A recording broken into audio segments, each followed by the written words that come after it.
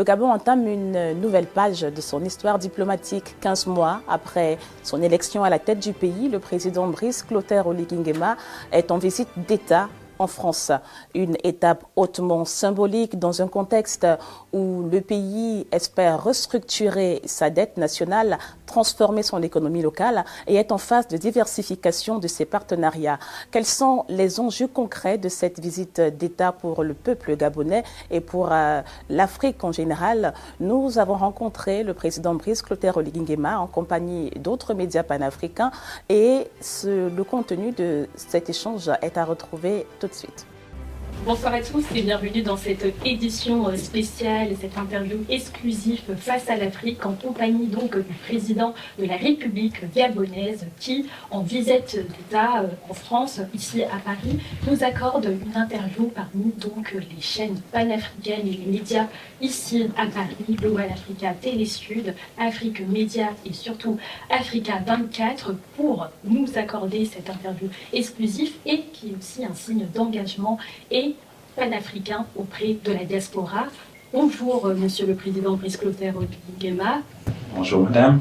Alors, nous sommes en compagnie donc de mes confrères qui sont Régine Gladys Le Bouddha, donc de Africa 24. Nous avons également Eric Golf de Afrique Média et moi-même, Daline Mbemba de Global Africa Télé Sud. Alors, pour commencer cette interview, parce qu'on a vu, vous avez donc été décoré d'un prix du courage.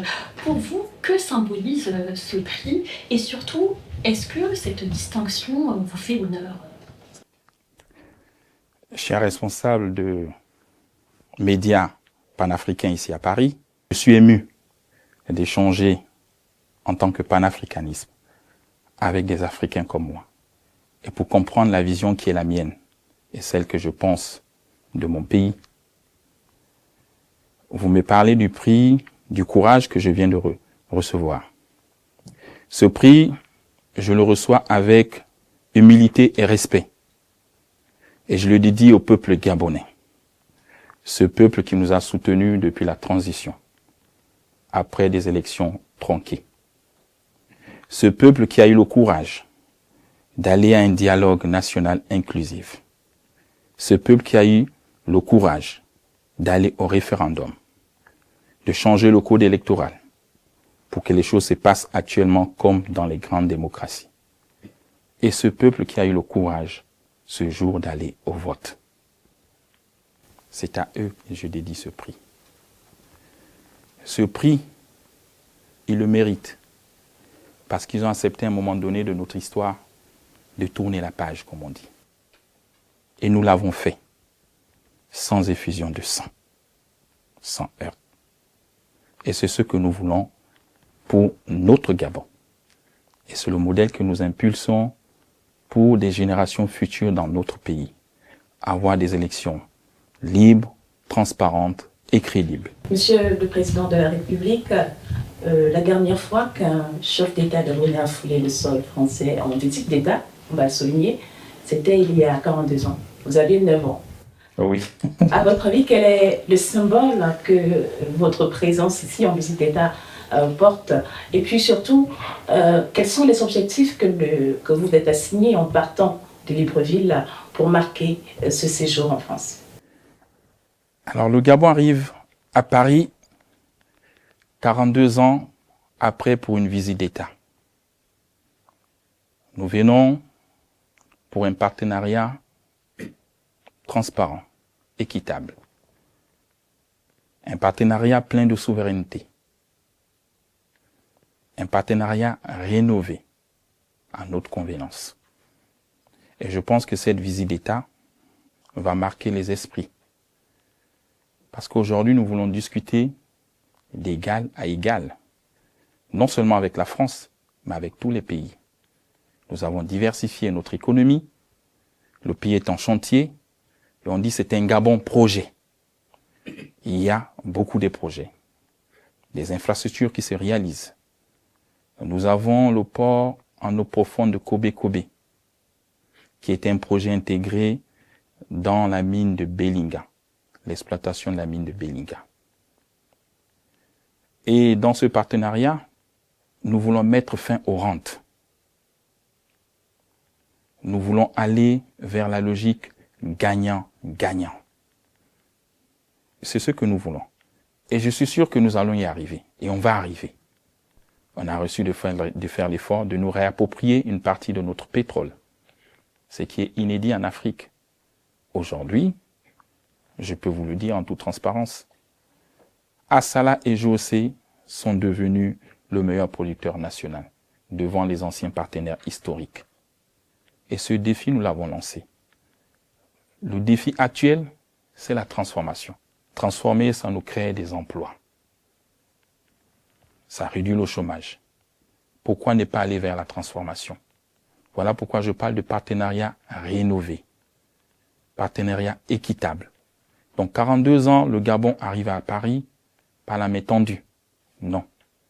C'est pour discuter des projets fiables. Nous avons le fer de Belinga que nous devons mettre en exploitation. La mine, nous l'avons cédée aux Australiens et aux Chinois. Le port en eau profonde de Kobe, nous l'avons cédé à une compagnie suisse et française. Pour la construction du rail de 405 km, nous l'avons cédé aux Chinois. Pour la réalisation des wagons, nous avons cédé aux Américains. Et pour l'électricité, la partie électricité-énergie, parce que c'est un train électrique qui va amener les wagons, nous avons cédé cette partie aux Français. Donc c'est dire que c'est le monde entier qui se retrouve dans Kobe. C'est toutes les grandes industries qui se retrouvent autour de la mine de Belinga. Et voilà pourquoi je disais, nous avons diversifié nos partenaires. On ne nous impose plus les partenaires. C'est à nous d'aller les choisir et d'assumer l'échec ou la réussite de ce projet. Pour ne plus avoir accusé, c'était les temps coloniaux, c'était X, c'était Y. Donc nous assumons ce que nous faisons. Voilà pourquoi on revient 42 ans ici en France, dans cette visite d'État, pour discuter de ces partenariats. Alors, Monsieur le Président, de concert avec les autres pays du monde, le Gabon va participer à l'élection du prochain secrétaire général des Nations Unies. L'Afrique présente l'ex-président sénégalais, le président Macky Sall, digne fils du Sénégal. Vous, en tant que président de la République, en tant qu'Africain et panafricain engagé, quel est votre regard sur cette candidature et quelles sont vos attentes par rapport à cette élection et cette candidature? Alors, je voudrais d'abord saluer Bassirou Diomaye Faye, président de la République du Sénégal, d'avoir reçu son prédécesseur. C'est un geste de grandeur, un geste qui honore l'Afrique. Et pour avoir vécu au Sénégal en tant que diplomate pendant 5 ans, sous le règne du président Macky Sall, je pense que c'est quelqu'un qui a des bonnes réformes au niveau du service des Nations Unies. C'est quelqu'un qui travaille. Et moi, personnellement, je crois en lui. Si le Sénégal décide de le soutenir, vous l'avez dit, c'est un digne fils de l'Afrique. Pourquoi nous n'allons pas accompagner cette candidature? Il faut qu'on arrête les mésententes entre Africains. Il faut qu'on se serre les coudes pour que l'Afrique évolue. Et je pense que tous les pays africains doivent s'unir et se mobiliser pour accompagner la candidature du président, de l'ex-président Macky Sall, dès l'instant où le Sénégal le positionne. Et je pense, à mon humble avis, que c'est un très bon choix pour l'Afrique. Monsieur le Président, vous venez, comme je l'ai annoncé, en France dans une visite d'État. Et par ailleurs, la perception financière indique surtout que la population, que la situation du Gabon se dégrade, suivant les avis de plusieurs agences, je le souligne, de notation. Pour vous, quel regard portez-vous sur cette situation et surtout, comment jugez-vous la relation de votre pays et avec le FMI, donc le Fonds monétaire international? Alors, merci madame, nous allons parler de la dette. Et j'ai toujours été franc. Souvenez-vous de ce que Sankara disait à l'époque aux Nations Unies. Pourquoi je paye la dette? Une dette que je n'ai pas contractée, une dette qui peut-être m'a été imposée et que je ne vois pas des réalisations. Vous le dites si bien, la situation se dégrade sur les notations. Mais est-ce que le peuple vit des notations? Est-ce que le peuple mange les notations? C'est là qu'il faut se poser la question.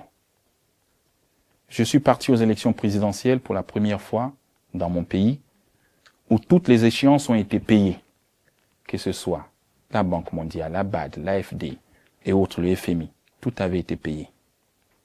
Et pourquoi aujourd'hui il y a cette situation? Parce que nous avons constaté que certains projets menés avec ces opérateurs n'ont pas abouti, n'ont pas donné l'effet escompté par le peuple. Je peux vous prendre des exemples. Vous avez la route Ndende-Doussala, 32 km, financée par ces mêmes banques qui nous dégradent les notes et que nous payons chaque échéance. La route n'est pas réalisée. Dois-je continuer à payer? Nous avons le projet de l'eau. Regardez au Gabon, les gens se plaignent de l'eau. Oui, je suis attaqué chaque jour pour de l'eau qui n'arrive pas au ménage. Il n'y a pas d'eau au robinet. Savez-vous combien nous avons dépensé pour ce projet? Nous avons payé 150 milliards de francs CFA pour le projet Piepal, avec les mêmes banques. Et je suis même parti à l'inauguration de ce chantier. On m'a fait croire que l'eau allait revenir au robinet. Je suis scientifique, on m'a parlé des théories scientifiques, la poussée d'Archimède. Mais venez à Libreville, il n'y a pas d'eau. Et ils sont partis. Donc pourquoi moi je continue à payer ce projet qui n'a pas d'eau? L'État gabonais s'est à nouveau engagé pour le même projet avec Suez à hauteur de 120 milliards de francs CFA. Donc nous payons 2 fois la même chose. Ce que je demande à toutes ces banques que vous citez, c'est de revenir sur la table des négociations et de nous dire pourquoi ça n'a pas marché. Et donc la conséquence actuelle, si vous avez suivi mon regard, j'ai demandé au Trésor public de suspendre les paiements de ces échéances. Tant que nous ne voyons pas d'eau au robinet. Il faut qu'ils viennent négocier. Nous n'allons pas payer pour rien. On paye pour ce qui a été réalisé. C'est ça le problème. Quand vous ne payez pas, on vous sanctionne, on vous dégrade la notation. Mais quand vous payez et que les projets ne suivent pas, vous faites comment? Depuis le début de la transition, je l'ai dit en toute sincérité, le peuple attend de moi, pas quelqu'un qui paye la dette, ils attendent de moi des projets qui arrivent à bon terme. C'est ce que le peuple attend. Ils attendent des universités, des écoles, des hôpitaux. Et ça marche. Ça pousse au Gabon. Lorsque nous travaillons avec les autres opérateurs, les routes avancent. Non seulement avec ces banques, nous avons un problème. Ce sont les décaissements. Je vais peut-être le dire ici sans langue de bois. Il y a qui sont là pour des projets. Il faut venir signer. Et vous arrivez, vous signez. Lorsque vous finissez de signer, le projet n'a même pas encore démarré. On vous prélève déjà de l'argent. Vous commencez à payer pour un projet qui va démarrer peut-être dans 1 an ou 2 ans. C'est ça le problème, ce qu'on ne dit pas la vérité. À un moment donné, il faut qu'on se dise, et je le dis toujours où je passe, il faut que nos banques africaines s'adaptent aux réalités africaines. Parce que nous, les chefs d'État, on a besoin d'aller vite. Il y a l'urgence de satisfaire les populations. Quand je signe pour un prêt, je dois avoir l'argent et je dois voir les chantiers commencer. Mais je ne veux pas signer et qu'on commence à me prélever et que le chantier commence 1 an, 2 ans après. Vous avez même certains chantiers où vous signez et vous ne les voyez pas aboutir. C'est celui qui arrive après vous qui bénéficie des résultats. Et on applaudit que oui, celui qui était avant était mauvais, et celui qui est arrivé, il a amené le projet à terme. Mais parce qu'il y a une lenteur dans les décaissements. Et cela, je le dis au président de certaines institutions lorsque nous avons échangé et que j'ai reçu à Libreville, il faut réformer le système. Il faut comprendre l'urgence des chefs d'État. Il faut accélérer les décaissements pour que les choses avancent. Je vous parle d'une route de Ndende-Doussala, des 32 km. Moi-même, je suis allé. Nous avons lancé les travaux avec cette banque. À la télé, filmé. Mais on ne le fait pas pour la campagne. Moi, je ne fais pas des choses pour aller aux élections. Je fais des choses pour mon peuple parce que je suis franc et je suis sincère. Ce que je peux, je le fais. Nous sommes allés en Ndende-Doussala. La campagne est finie il y a bien longtemps. Nous avons payé. Mais cette route n'a pas abouti. Je vais peut-être citer ici un opérateur, Ebomaf, que j'ai fait venir à Libreville, qui est en train de me livrer 81 km de route avec 2 péages. Donc pourquoi on doit continuer à payer? Il faut qu'on s'asseye sur une table et qu'on négocie. Et avec le FMI, je l'ai dit, nous allons arriver à un programme où nous allons signer. Mais je n'ai pas envie d'aller dans un programme si ma dette n'est pas auditée. Donc c'est nous-mêmes qui avons demandé l'audit. C'est moi qui demande l'audit. Je veux savoir sur quoi je signe, sur ce que je dois. Mais je ne veux pas aller dans un programme avec le FMI où il n'y a pas d'audit. On me dit tu dois tant de milliards, tu dois tant, mais c'est pas audité. On est parti sur 3 montants. Lorsque nous avons fait la transition, il y avait un montant. Au milieu de la transition apparaît un autre montant. Aujourd'hui, on vous donne un autre montant. Quel est le vrai montant de cette dette? Je veux savoir en tant que chef d'État. Et donc aujourd'hui, je pense qu'il y a des audits qui se font à Libreville. Il y a des cabinets qui sont en train de faire des audits sur notre dette. Et après, nous allons signer avec le FMI. Je suis en phase de travailler avec le FMI, en toute transparence. Monsieur le Président, on parle quand même d'une dette qui dépasse les 70% du PIB et qui met un peu en mal les économies sous-régionales. Est-ce qu'il n'y a pas en filigrane aussi un souci de gouvernance des ressources qui sont allouées au projet? Je pense que si on l'audite 70%, ça m'étonnerait. Voilà pourquoi je dis je veux l'audit. Certains parlent de 70%, d'autres de 80%. Et quel est le vrai pourcentage? Vous ne le savez pas. Moi-même, je ne le sais pas. C'est des spéculations. Et pourtant, le pays avance. La gouvernance est là. Nous allons vers la digitalisation. Je tape fort sur la corruption, la transparence. Et j'ai demandé à l'administration gabonaise d'être digitalisée dans tous les secteurs. Nous sommes en train de mettre ces modes en place. Nécessairement, c'est des choses qui prennent du temps. Je vois bien d'autres pays comme le Bénin où ça allait un peu trop vite, mais nous travaillons ensemble en harmonie avec ces États pour nous apporter leur expérience de pouvoir digitaliser toute l'administration. Et justement, Monsieur le Président, ce leadership-là qui a construit une image très proche du peuple depuis votre accession à la magistrature suprême suscite énormément d'engouement auprès des populations africaines. Je suis curieuse d'avoir votre avis, votre regard sur cet attrait que le leadership gabonais a dans le continent, et aussi de savoir comment est-ce que vous comptez transformer cette crédibilité politique en mesures concrètes pour le rayonnement de toute l'Afrique. Alors, je ne vais pas m'exprimer au nom de tous les Africains. Je suis président du Gabon. Et en tant que président du Gabon, je peux m'exprimer pour mon pays. Ce que je fais, je suis comme ça, c'est ma nature. Je le suis, donc je ne demande à personne d'être comme moi. Je suis franc et sincère avec ma population.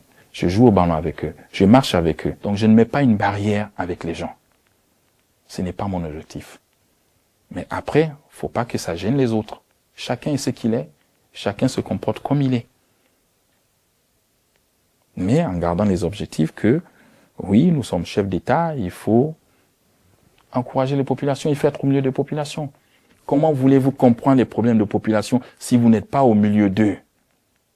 Vous vous enfermez dans un palais, on vous amène des notes de service, vous les lisez, et vous prenez des conclusions sans jamais discuter avec les populations. Quel résultat vous allez avoir? Dites-moi. Donc il faut que, à un moment donné, moi je me suis dit, il faut que je change la donne. Vous savez, on est en Afrique. Aux élections, on fait la campagne électorale. Vous voyez les populations, vous discutez avec les populations. Après les élections, une fois que vous avez gagné, on vous dit qu'il faut faire la tournée républicaine pour remercier les populations. Vous avez des conseillers, des financiers qui vous amènent des factures de 15 milliards pour refaire le tour du Gabon, pour aller remercier ces populations. Ces 15 milliards ne peuvent pas construire une école. Et quand on me les a amenés, je me suis dit, mais où va le monde? Oui, mais ça s'est passé comme ça avant, après telle élection, le président va saluer les populations, il va remercier les populations, ainsi de suite. Et je me suis dit, je ne ferai pas comme les autres. J'ai ma méthode à moi, c'est le léguisme. J'irai seul vers les populations et je vais les écouter. Donc, chaque week-end, chaque samedi, quand je n'ai rien à faire, je prends 2 ou 3 de ma sécurité, je vais dormir dans un village qui est l'eau ou par le courant, je dors avec eux, je vis ce que les populations vivent. Parce que quand vous annoncez une sortie, une tournée, vous amenez tout le gouvernement avec vous. Le gouvernement arrive, c'est des fonds qu'il faut payer, ce sont les hôtels et autres. Et après, on vous fait des discours et des discours. Et d'un côté, vous avez les populations qui vous disent, mais Monsieur le Président, ce sont les mêmes qui sont avec vous à Libreville, qui reviennent encore faire des discours à notre place. Est-ce que nous ne pouvons pas parler? Vous voyez, quand je vais à l'intérieur, je suis en contact direct avec ces populations. On s'assoit, on se lave. S'il n'y a pas d'eau, on va à la rivière, on se lave ensemble, on revient. Donc je vis chaque jour le quotidien de mes populations. Et c'est comme ça que je suis. Monsieur le Président, quel regard portez-vous sur cette relation aujourd'hui entre la France, je le redis, partenaire du Gabon, et les pays de l'Alliance du Sahel? Et enfin, Monsieur le Président, quelle est la position de votre pays aujourd'hui dans la crise entre ces trois pays, le Niger, le Burkina Faso et le Mali, avec la France? Ce sont mes frères d'âme. Et quand on est frères d'âme, c'est que je suis sincère et que c'est que nous sommes sincères. J'irai même plus loin aujourd'hui. Ce sont mes homologues. Ce sont des chefs d'État. Élection ou pas, il faut les considérer comme des chefs d'État. Chacun dirige son pays. On ne va pas reprocher du tort à quelqu'un parce qu'il n'y a pas des élections, il n'y a pas autre. Le moment viendra où ils vont se décider d'aller aux élections. Il ne faut pas forcer la main. Il faut les accueillir comme étant des chefs d'État en fonction. Oui. Ce n'est pas de donner les privilèges aux uns et refuser aux autres. Nous sommes tous chefs d'État. Et je le dis avec le cœur, je les porte dans mon cœur. Chacun défend la souveraineté de son pays. Oui, nous sommes aujourd'hui en France, nous avons des accords. Ces accords marchent. Ils ont accepté la transformation, ils ont accepté le paradigme, nous l'avons négocié dans la paix. Maintenant, arrêtez de faire comme si il y avait un conflit entre les États de l'AES et la France. C'est quel conflit? Ils n'ont pas de frontières. Donc je pense que le jour où ils trouveront le juste milieu, les choses pourront aller. Et après, les changements de politique, c'est un peu partout en Afrique. Chaque homme a sa politique. Donc ne restons pas figés. Et le changement de politique, le changement d'homme, peut amener aussi des nouvelles situations où on peut créer des rapprochements. Donc, ils n'ont pas de problème avec la France. Arrêtez de mettre ça comme un combat. Peut-être un problème d'homme. On ne va pas exposer les États pour des problèmes d'hommes. Moi, je l'ai dit une fois à Libreville. Vous savez, les relations entre vous et nous, entre la France et le Gabon, c'est les relations d'État à État. Il faut comprendre ces changements de paradigme. Le jour où on rentre en conflit, on met nos États dans le conflit. Est-ce que c'est bien? Donc les États n'ont pas de problème. Eh bien, merci beaucoup pour ces éclairages et surtout pour la vision que vous menez pour le Gabon et surtout pour le continent africain. Merci également de nous avoir accordé cette exclusivité. Donc, je le rappelle avec mes confrères d'Africa 24, Africa Media et également Global Africa Télé Sud. C'est donc la fin de notre interview, Monsieur le Président Brice Clotaire Oligui-Nguema. On vous souhaite donc une bonne visite aussi d'État et surtout de prochaines aussi actualités et donc projets à venir pour votre pays. Je vous dis merci. Si c'est un mot de fin, je dirais, c'est à vous ici, la diaspora, de pouvoir soutenir ces pays en transition, d'accompagner également vos chefs d'État sur les décisions qu'ils prennent. Je comprends, on vit ici tous en France, mais à un moment donné, je ne vous demande pas de prendre position, mais c'est de comprendre ce qui se passe en Afrique. L'Afrique est un continent d'avenir et nous devons le construire ensemble et avec la diaspora. C'est la fin de cette édition spéciale Face à l'Afrique avec le président du Gabon, Brice Clotaire Oligui-Nguema. Merci à vous de l'avoir suivi. Toute l'information, c'est sur Africa 24.